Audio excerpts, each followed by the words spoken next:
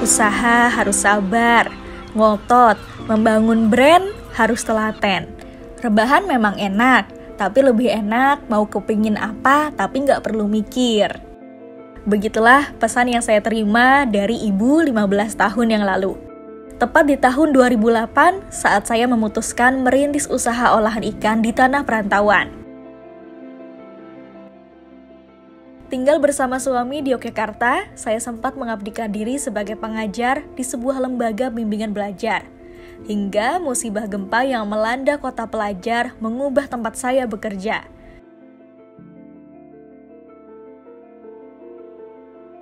Bismillahirrahmanirrahim. Assalamualaikum warahmatullahi wabarakatuh. Perkenalkan, nama saya Hani. Saya owner dari Vania Food Jogja. Di Vania Food kami setiap hari mengolah aneka olahan ikan. Best seller kami tetap di otak-otak bandeng. Kami mengolah otak-otak bandeng setiap hari rata-rata sekitar 100-150 kilo. Jadi saya dari kecil tidak pernah bercita-cita berwirausaha. Kebetulan saya dibesarkan dari keluarga besar guru. Jadi otomatis keluarga menginginkan saya juga bisa berkiprah di dunia pendidikan. Tapi ternyata Allah sudah memberi jalan di olahan ikan ini. Jadi saya mengawali usaha itu di tahun 2008 karena alasan klasik, saya pengen mendapatkan tambahan penghasilan yang bisa saya hasilkan di rumah sambil ngomong anak-anak gitu. Alhamdulillah sama Allah ditunjukkan jalan di pengolahan ikan ini. Jadi awalnya itu ibu saya sering mengirimkan otak-otak bandeng masakannya ibu saya, titip travel karena kebetulan saya kelahiran Kudus, Jawa Tengah. Jadi ibu mengirimkan dari Kudus titip travel ke Jogja.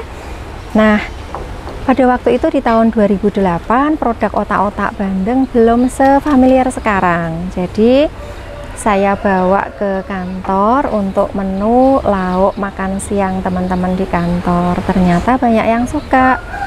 Wah, ini otak-otak bandengnya itu enggak ada durinya, enak. Terus kalau mau pengen lagi belinya di mana? Nah, dari situ kok saya merasa kenapa saya nggak coba belajar dari ibu saya. Nah, kemudian yang namanya belajar kan tidak langsung sekali. Jadi saya masak sekali, 2 kali, 3 kali, saya icip-icipkan ke teman-teman di kantor. Dan alhamdulillah entah percobaan yang keberapa itu teman-teman sudah bilang sudah lumayan enak ini Bu Hani, sudah masuk di lidah kami yang orang Jogja. Nah, dari situ saya merasa oh berarti ini suatu tantangan gitu. Saya masak sehari waktu itu cuma 5 kilo, ternyata kok habis. Oke, besoknya saya tambah lagi. Selain itu saya coba menawarkan ke tetangga kantor gitu. Nah, dari situ kok mulai ada permintaan. Kemudian setiap jam istirahat kantor ada waktu 1 jam, saya coba menawarkan produk otak-otak bandeng Vania ke beberapa supermarket seperti itu. Dan alhamdulillah di tahun 2010 mulai ada permintaan dari salah satu supermarket untuk bisa kirim ke 52 tokonya se-Jabodetabek. Dan alhamdulillah kami terus berkembang dari satu produk otak-otak bandeng. Sekarang kami sudah ada lebih dari 30 macam olahan. Bayangan masuk pasar retail juga menambah semangat saya yang mulai bertanya-tanya syarat dan sertifikat apa saja yang dibutuhkan agar produk saya bisa masuk ke sana. Alhamdulillah, kerja keras saya membuahkan hasil. Setelah berkeliling mengurus dan bertanya tentang perizinan di tahun 2009, setahun kemudian produk otak-otak bandeng buatan saya berhasil nangkring di salah satu retail di Yogyakarta. Dan kesombongan adalah musuh utama bagi orang yang merintis usaha. Saya merasakan betul bagaimana produk sejenis juga mulai bermunculan di retail yang sama. Pada waktu itu saya menawarkan ke beberapa kantor gitu. Biasa di kantor kan tantangannya nggak mudah ya, karena baru sampai di parkiran kantor sudah ketemu dengan security, nggak dibolehin masuk karena di kantor biasanya ada tulisannya sales dilarang masuk. Nah di situ saya nitip sama bapaknya security, Pak sebetulnya saya pengen masuk nih menawarkan produk saya, tapi kata Pak security nanti saya kena ini Bu, sudah ada aturannya sales nggak boleh masuk. Oh oke. Jadi gini Pak, kalau saya nitip aja boleh nggak Pak? Nitip produk apa sih Bu? Otak-otak bandeng Pak, masakan saya sendiri gitu. Nah dilihatnya pada waktu itu karena saya nyangking ya, dari mau berangkat kantor gitu nyangking, jadi saya pakai seragam kantor. Ternyata sama Pak security-nya itu malah dibuat gojekan gitu. Wih, jualan bandeng pakainya jas gitu. Nah tapi itu ya tetap justru malah menambah semangat saya gitu. Ternyata dari satu kantor sore gitu saya kembali ke kantor itu tadi, bandeng yang tadi pagi saya titipkan tuh habis satu box. Alhamdulillah akhirnya si Pak security-nya saya kasih bonus 20% dari penjualan. Nah juga kaget, beneran ini Bu? Iya Pak, ini 20% dari penjualan. Lumayan, alhamdulillah gitu. Besok boleh nitip lagi ya Pak? Oh iya, silakan Bu, nitip aja. Nah dari situ saya mikir, satu kantor saya bisa habis satu box yang isinya sekitar 25 ekor bandeng. Berarti kalau saya bisa nambah 5-10 kantor, saya sudah bisa bikin pabrik dong. Bayangan saya waktu itu gitu. Ternyata kan tantangannya nggak semudah itu. Jadi dulu awalnya produk yang kami produksi hanya otak-otak bandeng saja, kemudian ke bandeng presto. Nah setelah punya dua produk itu saya merasa nyaman karena di supermarket penjualan sudah lumayan tinggi dan saya waktu itu masih tetap bekerja. Ternyata ada grafik penjualan mulai turun. Nah itu dari tim distribusi yang sering kirim ke supermarket cerita bahwa ada banyak produk kompetitor dari luar kota yang mulai masuk ke Jogja. Dari situ baru saya tersadar, oh ternyata saya harus bikin aneka macam produk supaya bisa mendongkrak penjualan. Artinya grafik penjualan kami bisa naik gitu. Nah dari situ saya main ke dinas atau sowan ke dinas, minta dikasih kesempatan untuk bisa belajar, terutama dengan Dinas Kelautan dan Perikanan DIY, dan alhamdulillah dibawa belajar atau studi tiru ke Cirebon, ke kota-kota yang memang potensi ikannya luar biasa, ke Jawa Timur, daerah Sidoarjo gitu. Nah dari situ kemudian juga dengan Balai Besar Penelitian dan Pengembangan Produk Perikanan ke Kementerian Kelautan dan Perikanan juga belajar aneka olahan berbahan baku lele waktu itu. Dari situ kemudian coba saya trial sendiri. Kalau pelatihannya diberi pelatihannya lele, kemudian coba kami trial dengan bahan yang kami punya. Jadi karena kami punyanya bandeng, coba pengembangan menggunakan bahan baku bandeng dan alhamdulillah bisa diterima oleh tim pemasaran kami, karena di Vania tim pemasaran tidak kami pegang sendiri tapi dibantu oleh teman-teman agen dan reseller.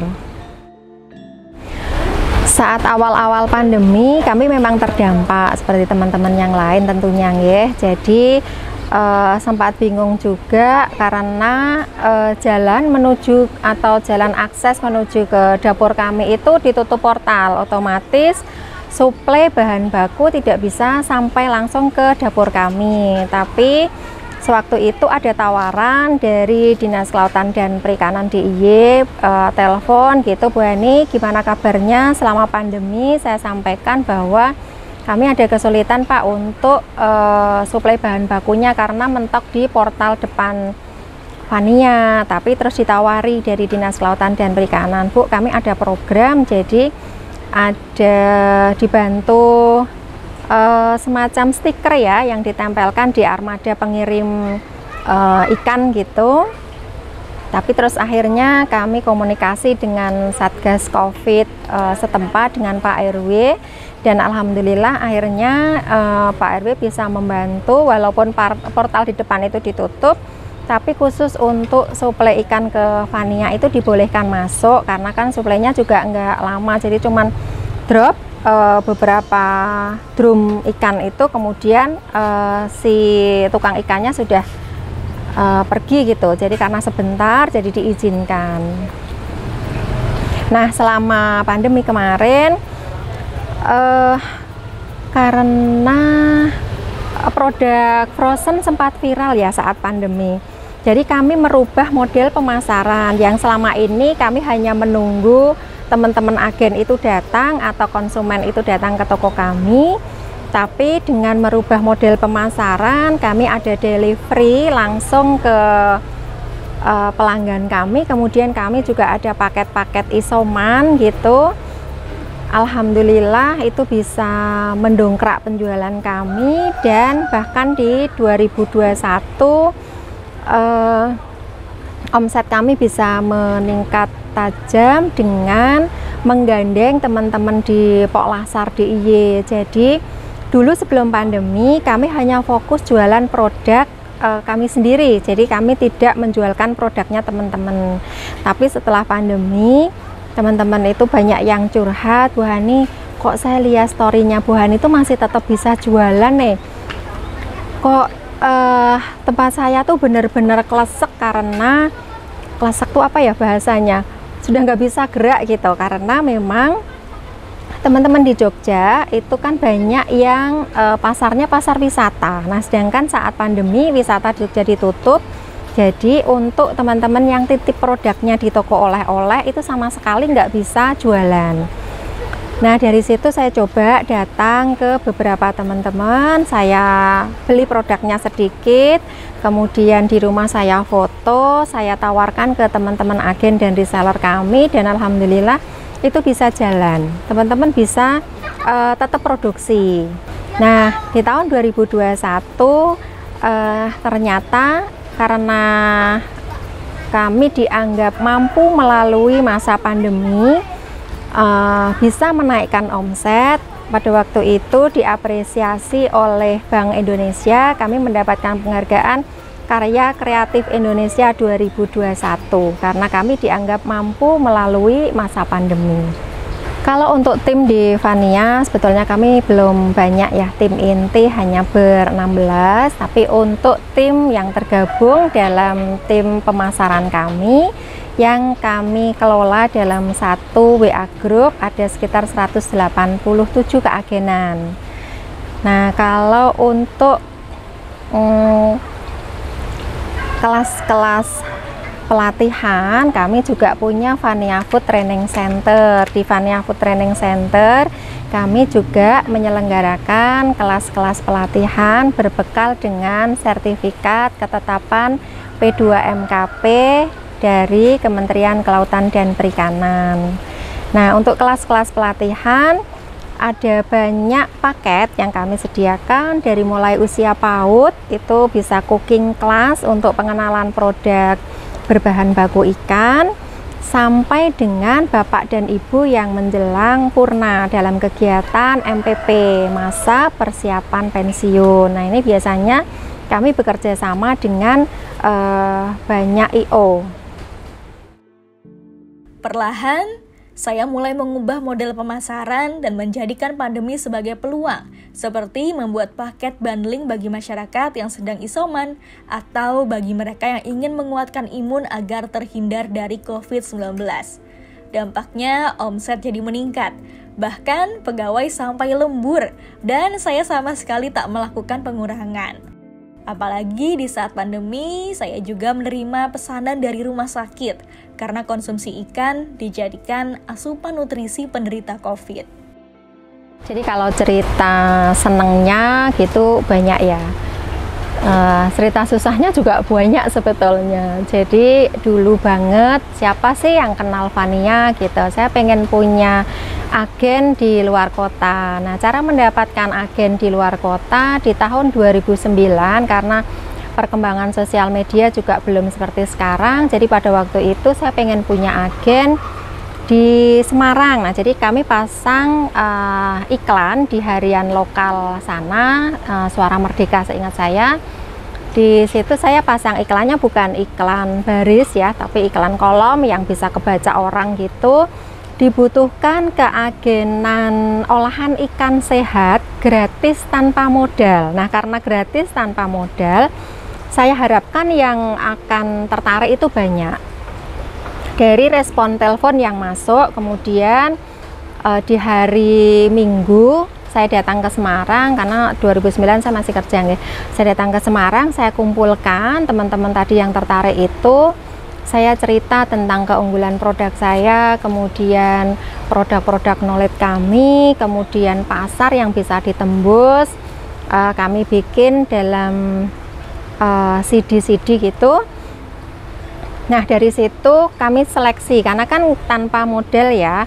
Jadi kami seleksi kira-kira teman-teman itu yang semangatnya tinggi yang mana, kemudian kami kirim produk satu freezer, se-freezernya kami kasih pinjam freezer. Nah, itu awal-awal lancar. Ada beberapa waktu itu 4 lokasi, jadi kami kirim 4 freezer. Awal-awal lancar, tapi ada satu freezer yang sampai hari ini tidak terlacak. Nah, itu karena modalnya saya masih zaman dulu, modalnya itu saya ngutang ke suami. Jadi untuk bisa mengembalikan modal itu ada sekian rentang waktu yang ya ampun harus bayari utang yang apa ya, yang barangnya itu hilang gitu, nggak kelacak. Kemudian awal-awal memang suami terus terang nggak mendukung karena dianggapnya tambah ribet gitu, suruh istirahat, sudahlah resign aja di kantor, dari kantor ngomong anak-anak. Bayangan suami saya itu saya jadi istri yang patuh gitu sambil ngomong anak-anak sudah, tapi ternyata saya masih melakukan sesuatu. Jadi waktu saya juga harus terbagi-bagi, tapi alhamdulillah sama Allah dimudahkan sampai hari ini. Jadi dulu perjanjiannya boleh masak, tapi jangan ikut jualan. Kebayang ya, boleh masak tapi nggak boleh ikut jualan. Jadi saya harus mikir, berarti harus ada tim, ada teman yang ikut membantu saya jualan. Awalnya saya nawari sales buku agama yang hampir setiap hari datang ke kantor gitu. Pak, jenengan berarti tiap hari muter kayak gini nggih ke kantor-kantor? Ya Bu Ani, tapi nggak tiap hari ke kantornya Bu Ani, kan kami saya pilah-pilah gitu. Jadi misalnya hari Senin ke area utara, hari Selasa ke area selatan, seperti itu. Bisa nggak Pak saya titip bandeng? Katanya, loh Bu Hani ngambil dari mana? Masakan saya sendiri Pak. Oh iya Tong Pak, saya bawain sampelnya, diicipi di rumah, nanti kalau oke saya tunggu ya Pak, semoga jenengan mau saya titipi bandeng. Nah, itu sales pertama kali yang saya punya, dan alhamdulillah dari situ berkembang. Kemudian ada beberapa mahasiswa yang memang, Bu Ani saya pengen dapat tambahan uang gitu buat bayar kos kah, buat ini, oke ikut jualan bandeng saya. Nah, itu sales saya berikutnya. Nah, biasanya menjelang saya pulang kantor sekitar habis asar gitu, saya telepon, Mbak Ayu posisi di mana, habis nggak dagangannya gitu. Masih Bu, masih ada 2 atau 3 gitu. Oke, dibawa pulang secepatnya. Jadi nanti saya pulang kantor biar tak lanjutin yang jualan. Jadi waktu itu suami saya juga masih kerja, masih ngantor. Jadi sebelum suami saya pulang kantor, saya harus bisa menjual bandeng tanpa sepengetahuan suami saya. Dan alhamdulillah, jadi itu saya ngalami door to door. Jadi saya jual sendiri, nanti habis baru saya pulang. Jatuh bangun usaha telah saya lewati, membuat saya sadar bagaimana kita harus berbagi. Karenanya, saya dengan tangan terbuka membuka kesempatan bagi para siswa magang yang ingin belajar di Vania Food, termasuk terbuka menerima kunjungan bagi kelompok yang ingin tahu lebih dalam peluang usaha di sektor kelautan dan perikanan. Awal mengawali usaha, saya kalau ditanya Bu Ani modal berapa ya awal mengawali usaha saya, sampai hari ini matur kalau saya bisa mengawali usaha ini dari selisih belanja dapur. Jadi karena pada waktu itu masaknya hanya 5 kilo gitu, jadi modalnya cuman saya putarkan dari uang belanja dapur. Kemudian besoknya mau saya tambah lagi, itu dari gaji saya waktu itu saya sisihkan untuk bisa nambah belanja dapur di olahan bandeng ini. Tapi alhamdulillah sekarang karena sudah sekian tahun ya, kami sebulan itu perputaran di, pokoknya kalau akhir bulan uang masuk sekitar ada di 300 jutaan. Nanti biasanya ritme perputaran uang itu ya di situ-situ aja. Kalau ada tambahan pesanan mendadak, nah baru nih agak oleng dikit gitu. Jadi saya minta tolong ke suami biasanya. Jadi perputaran modal di sekarang per bulannya di angka 300 jutaan. Saya masih punya mimpi besar yang pengen saya wujudkan, tapi karena keterbatasan, saya merasa sudah tua ya kalau harus mewujudkan mimpi itu kok kayaknya kurang yakin gitu. Jadi saya mulai mengkader anak saya yang pertama. Jadi saya pengen si kakak ini bisa melanjutkan usaha kami. Jadi kalau sementara ini yang kami kelola kan di pengolahan, kemudian kami punya Vania Food Training Center, jadi kelas-kelas pelatihan. Nah, suatu saat nanti kami pengen punya tempat yang dari hulu ke hilir, jadi ada kolamnya, kemudian ada dapur produksinya. Di situ kami bisa menampung siswa-siswa yang mau magang ke tempat kami atau teman-teman anggota Pok Lasar yang masih pemula yang mau dimagangkan ke tempat kami, bisa tertampung di satu lokasi. Kemudian di situ sudah include dengan tempat tinggal atau penginapannya. Kemudian kami mungkin lebih semangat lagi untuk membuat paket-paket pelatihan dari mulai anak-anak usia PAUD sampai bapak dan ibu yang menjelang purna yang bisa sekalian tinggal atau menginap di tempat kami. Nah, itu masih di sini masih suatu mimpi besar gitu. Semoga banyak yang mengaminkan ya Allah.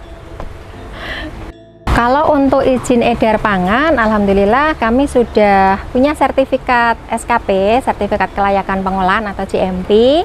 Kemudian kami juga sudah melengkapi izin edar pangan MD dari BPOM. Kemudian kami juga sudah punya sertifikat halal. Untuk campur tangan dinas sendiri, jadi saya mengawali usaha itu benar-benar di tahun 2008 itu tidak pernah punya bayangan bahwa yang namanya ber-UKM, yang namanya berwirausaha itu akan banyak yang mendampingi. Jadi saya tahunya bisa punya produk, bisa jualan, bisa nambah uang, itu saja sudah alhamdulillah gitu. Jadi nggak pernah punya pikiran bahwa suatu saat nanti Vania akan banyak yang mendampingi. Nah, untuk karena kami di olahan ikan, alhamdulillah dari Dinas Kelautan dan Perikanan DIY perannya luar biasa dalam mendampingi kami dan ikut membesarkan kami, bahkan sampai kami dikenalkan oleh Kementerian Kelautan dan Perikanan. Kalau macam bantuan ada banyak banget, kayaknya nggak kehitung deh, dari mulai pelatihan-pelatihan meningkatkan kemampuan kami dalam membuat produk, kemudian pelatihan-pelatihan atau sosialisasi tentang perizinan pangan, kemudian kami dibawa studi tiru, untuk apa ya, selain meningkatkan kemampuan atau skill kami di bidang pengolahan ikan, juga menambah motivasi kami. Ternyata di luar sana gitu usaha pengolahan ikan itu bisa sampai sebesar itu gitu. Sementara ini kalau kami lihatnya hanya di Jogja saja kan, hanya apa ya, belum ada industri yang besar memang. Jadi kami dibawa studi tiru. Kemudian selain itu fasilitasi perizinan seperti SKP itu juga kami didampingi full dari Dinas Kelautan dan Perikanan. Bu, ini kurang ini nih, Bu, ini fotonya kurang ini gitu. Jadi semua diarah-arahin. Kemudian sampai sebetulnya permodalan juga ditawari, kan dari KKP juga punya banyak modal ya gitu. Selain itu peralatan itu ada yang peralatan berproduksi, kemudian ada juga peralatan pemasaran seperti cool box, kemudian freezer, kemudian fasilitasi pameran. Banyak banget, kalau dihitung kayaknya nggak kehitung deh. Kalau untuk izin edar pangan menurut kami memang sangat bermanfaat sih, karena apa ya, melindungi produk kami sendiri dari kompetitor. Selain itu juga tentunya menambah kepercayaan konsumen kami. Jadi misalnya nih kalau saat Ramadan itu kan sering ada sweeping dari BPOM ya. Jadi yang terdisplay di supermarket itu hanya produk-produk yang benar-benar sudah sesuai izin edar pangannya. Misalnya frozen ya harus MD. Nah, kalau sebelum Ramadan itu biasanya non-MD atau produk frozen yang tidak punya izin MD juga ikut terdisplay. Tapi nanti setelah Ramadan itu akan terseleksi gitu. Jadi yang terdisplay itu memang produk-produk yang sudah berizin MD. Ya, jadi intinya mengurus perizinan itu kembali lagi ke manfaatnya, kembali lagi ke konsumen untuk lebih meningkatkan kepercayaan pelanggan.